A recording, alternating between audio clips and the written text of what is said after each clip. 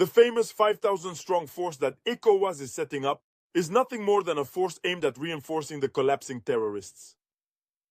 Yes. I'll start again for the second time. Anyone who analyzes well will understand that it's because the terrorists are collapsing in the AES that the countries serving as the rear bases for the terrorists, namely the ECOWAS countries, have decided to provide them with a logistical base in order to prevent their complete collapse. Because the establishment of the mixed force, the joint force of the AES, has accelerated the shaking, the fleeing, the scattering, the dispersion, the disintegration of the terrorist troops. Terrorist groups have never faced such a difficult period in the Sahel as they are now, since their emergence in 2011, 2012, and 2013. Faced with the rout, the ECOWAS countries, which serve as their rear base, are forced to create a logistical platform in broad daylight. To help, the thugs they've allowed to infiltrate the AES countries to regroup. Write that down. What I'm telling you right now will be corroborated by revelations that will come out in the next few days about this so-called standby force, the ECOWAS force. That will be the gathering of fleeing terrorists who will be dressed in the fatigues of the ECOWAS countries to give them a semblance of legitimacy and truly organize them into what appears to be a regular army, but in reality, it will strictly be the same group of mercenaries. I'm asking you to write down what I'm telling you.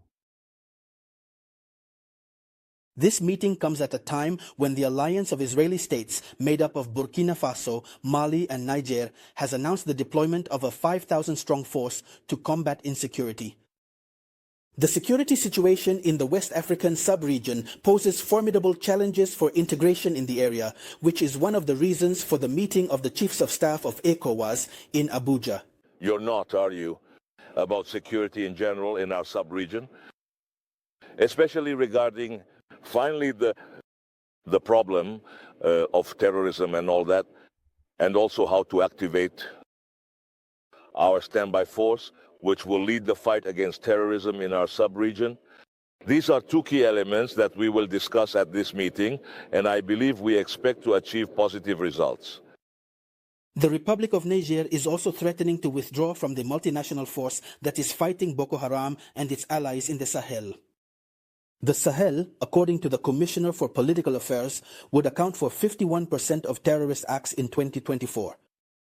ECOWAS is taking steps to mitigate the unforeseen consequences in the event of a definitive withdrawal of Burkina Faso, Mali, and Niger from the bloc. Collaboration is therefore crucial and imperative to tackle the root causes of insecurity in our region. The agenda for the meeting had been carefully crafted to focus on critical areas such as the proposed review of commitments for the ECOWAS standby force.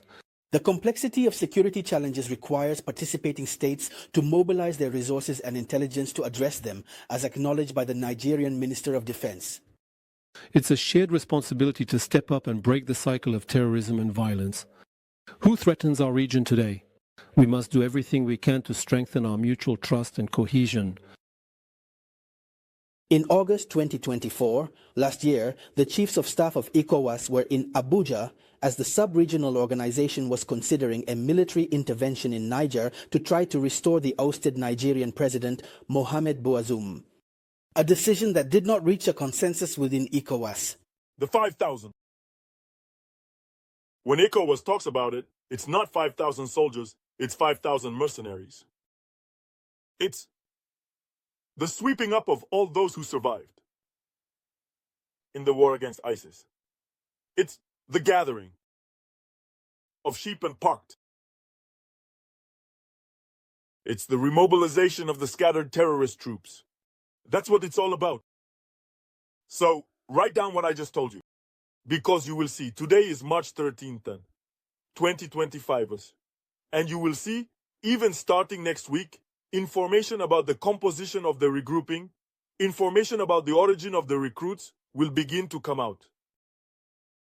And you will confirm that, well, the servant of spiritual bread for the freedom of Africans told us on March 13th, 2025 about the 5,000 from ECOWAS.